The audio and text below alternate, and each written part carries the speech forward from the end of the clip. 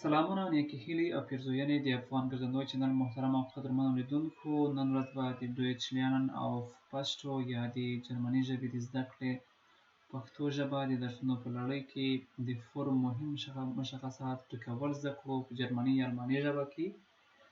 نو کله چې تاسو غواړئ چې یو فورم ډک کړئ، هلته د تاسو نوم، د پیدایښت ورځ، تاسو تخلص، د کوم ځای نه یاستئ، چیرته اوسیږئ، څه کار کوئ، نو دا ټول هغه مشخصات دي چې تاسو ته ضرور وي چې تاسو د یو فورم ډک کړئ هغه په صحیح طریقه سره.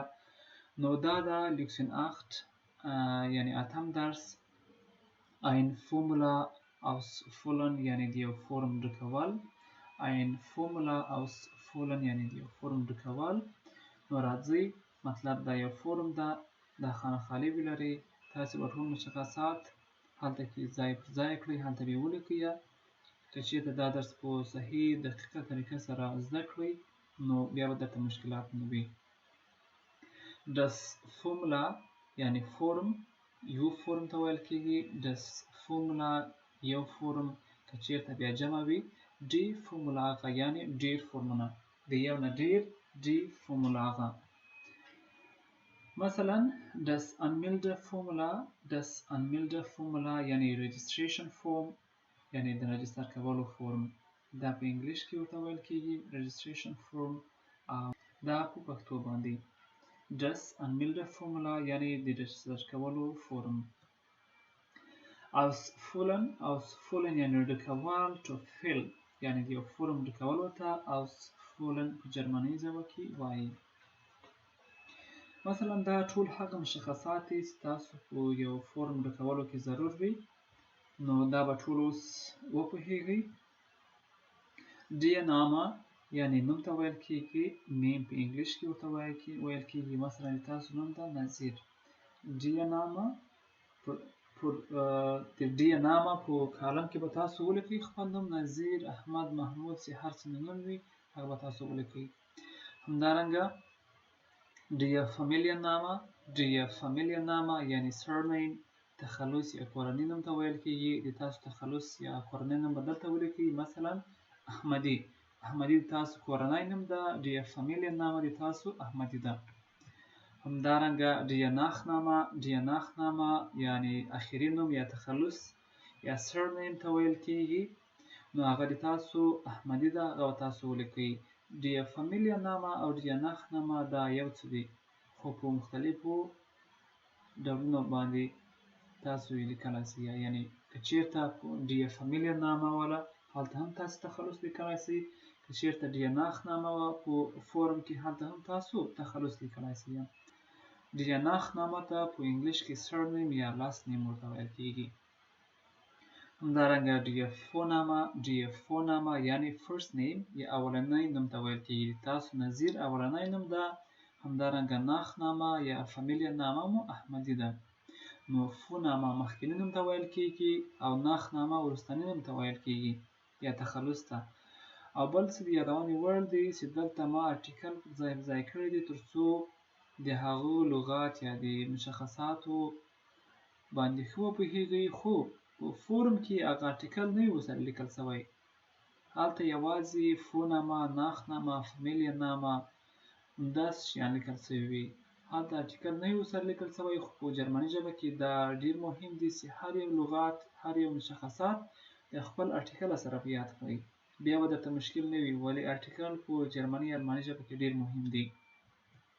همدارنګه die Adresse یعنی ادرس یا ادرس ته ویل کېږي. مثلا د تاسو ادرس ده für Hofstraße 121070 برلین.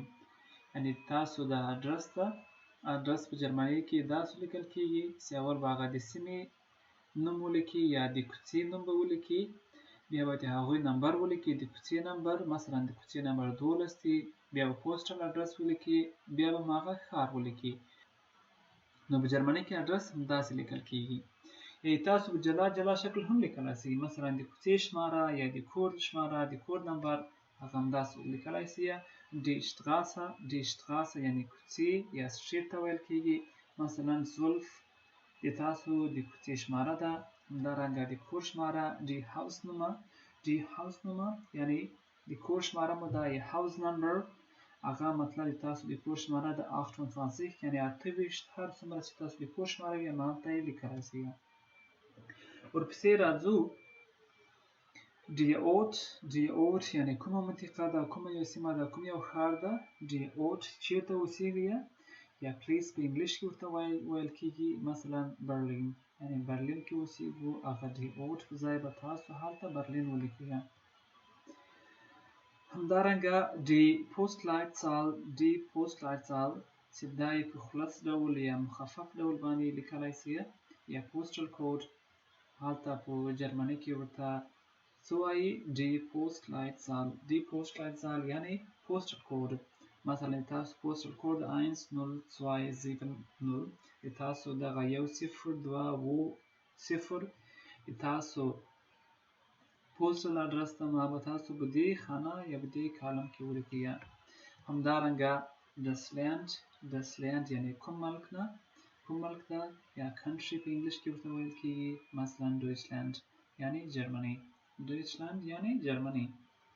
همدارنګه die E-Mail adresse یعنی ایمیل ادرس یا ایمیل ادرس مثلا تاسو ایمیل ادرس nazirahmad4@yahoo.com یا هر څه تاسو ایمیل ادرس چې هغه درته ولیکئ. همدارنګه die Telefonnummer یعنی د ټلیفون شماره مو څه شی ده مثلا تاسو د ټلیفون شماره هم دا ده دلته به یې ولیکئ. فرق نه لري یوازې هغه د ټلیفون شماره کفایت کوي. همدارنګه die Muttersprache یعنی د مورنۍ ژبه مو څه شی ده یا mother tongue په انګلیش کې چې ورته وایي مثلا تاسو مورنۍ ژبه پښتو ده انګلیش ده هر څه مې وي هغه پښتو مورنۍ ژبه هغه تاسو دلته ولیکئ. همدارنګه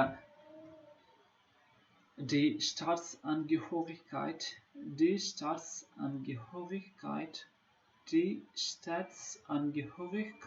یعنی نېشنلټي مو څه شی ده طبیعت مو څه شی ده ملیت مو څه شی ده مثلا تاسو ملیت ته Deutsch or Afghan هر څه چې تاسو ملیت وي نېشنلټي مې وي هغه به په die Staatsangehörigkeit کې ولیکئ.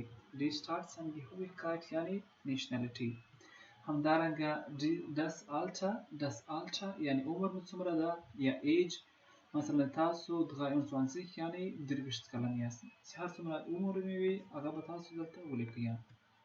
همدارنګه das Geburtsdatum یعنی date of birth یا د پیدایښت تاریخ به مو ولیکئ. په دې کالم کې به تاسو das Geburtsdatum یعنی د پیدایښت تاریخ ولیکئ. د یادونې وړ ده چې د جرمني کې د تاریخ په دې شکل کې لیکل کیږي Tage Monat همدارنګه یعنی ورځ میاشت کال تاریخ په دې شکل سره په جرمني کې لیکل کیږي.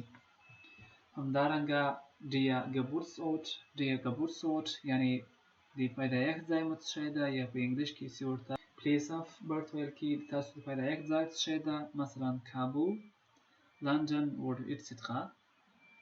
تاسو د پیدایښت ځای چې هر څه وي هغه به تاسو ولیکئ چې هغه ته der Geburtsort یعنی د پیدایښت ځای ویل کیږي. همدارنګه der Geburtsland یعنی د پیدایښت ملک مو څه شی ده مثلا افغانستان پاکستان ایران etc. د تاسو د پیدایښت ځای چې افغانستان پاکستان ایران هر ځای چې هر ملک چې تاسو د پیدایښت ملک وي هغه به تاسو دلته په der Geburtsland کې ولیکئ. همدارنګه der Familienstand یعنی مدني حالت مو څنګه ده چې مدني حالت یا Familienstand ته په انګلیش کې marital status or civil status ویل کیږي یعنی تاسو واده کړی مجرد یاست کوم حالت کې یاست چې هغه ته der Familienstand ویل کیږي. der Familienstand مثلا دلته وګورئ ledig مجرد ته ویل کیږي verheiratet چې واده یې کړی وي geschieden چې طلاق شوی وي یا همدارنګه verwitwet یعنی کونډ شوی وي یو ځل یې واده کړی وي بیا کونډ شوی وي هغه ته verwitwet ویل کیږي. نو که چیرته تاسو مجرد یاست بیا به ولیکئ ledig که چیرته مو واده کړی وي verheiratet که مو چېرته واده مې کړی وي ولې طلاق مو ترلاسه کړی وي هغو کې به ګېشېډن ولیکئ. که چېرته کونډ شوي یاست هلته به ولیکئ فبیټفیټ. پوه شوست؟ هغه ته ډیر فامیلیانسټنډ ویل کېږي. یو ځل بیا یادونه کوم چې د آرټیکل چې دي ډس ډیه او ډي دغه ما دلته لیکلي دي تر څو تاسو ښه وپوهېږئ ولې په هغه فورم کې چې تاسو درکول کېږي هلته یوازې همدا نومونه یا مشخصات لیکل شوي وي بغیر له آرټیکل نه. همدارنګه انسال ډیه کینډر یعنې د ماشومانو شمېر مو څومره ده، د ماشومانو شمېر یا نمبر آف چلډرن، د ماشومانو شمېر مو څومره ده. مثلا د تاسو ماشومان 2 دي 3 دي چې هر څومره وي هغه د ماشومانو شمېر به دلته تاسو ولیکئ. همدارنګه das Geschlecht چې جنس ته ویل کېږي تاسو مردانه ښځینه چې هر یو جنس مو وي هغه به تاسو دلته ولیکئ. مثلا وایبلیش زنانه او منلیش مردانه. که چېرته زنانه ول دلته به وایبلیش ولیکي یا مردانه کول دلته به ولیکي منلیش. وایبلیش یا هم وایبلیش او وایبلیش فرق نه لري چې هر څه مو تلفظ کاوه. پوه شوست؟ ډیر ګشلیخت یعنې جنسیت یا جنس دلته به خپل جنسیت ولیکي. همدارنګه ډیر بیغوف یعنې تاسو کسب و کار څه شی ده. ډیر بیغوف مثلا تاسو څه شی یاست، سان آرټس یعنې د غاښونو ډاکټر یاست یا انجینیر یاست، هر څه یاست هغه کسب هم دلته ولیکئ چې په انګلیش کې هغو ته پروفیشن ویل کېږي. همدارنګه das Hobby د تاسو د خوښې کار څه شی ده. مثلا ګیټاره شپیلن یعنې تاسو ګیټار غږوئ یا هر څه چې تاسو هابیز وي هغه به دلته ورته ولیکئ. نو وروسته تر ټولو مشخصاتو ډکولو تاسو باید فورم کې تاریخ ولیکئ، هغه سیمه ولیکئ چې تاسو چېرته موجود یاست په اوسني حالت کې، او همدارنګه په آخري کې به امضا ورته ولیکئ. نو راځئ هغو ته څه ویل کېږي. das Datum یعنې تاریخ یا ډیټ. مثلا د نن ورځې تاریخ ته 8/11/2022 نو هغه تاریخ به تاسو ولیکئ. په کوم ځای کې یاست. die Ort یعنې په کوم ځای کې یاست. مثلا برلین کې یاست، په هر یو شهر کې یاست هغه به تاسو دلته ولیکئ. او په آخري کې به امضا یا سیګنیچر ورته وکوئ چې هغو ته die Unterschrift یعنې امضا سیګنیچر. مثلا تاسو دلته خپله امضا وکوئ نو هغه فورم تکمیل شو. نو دا ټول هغه مشخصات چې هر یو نفر چې کومه کله وغواړي په جرمني، اتریش یا هر هغه ځای کې چې هلته جرمني ژبه مروجه وي یو فورم ډک کړي، نو دا معلومات سره مهم تمامیږي چې هلته د دوی د فورم په ډکولو کې مشکلات ونه لري. نو د درس د لیدلو نه سبسکرایب کړئ، د نورو ملګرو سره یې شریک کړئ. که چېرته مو د دې درس نه څه زده کړي وي حتما درسره لایک هم کړئ. نو د بیا درس پورې د الله په امان، الله مو مل شه.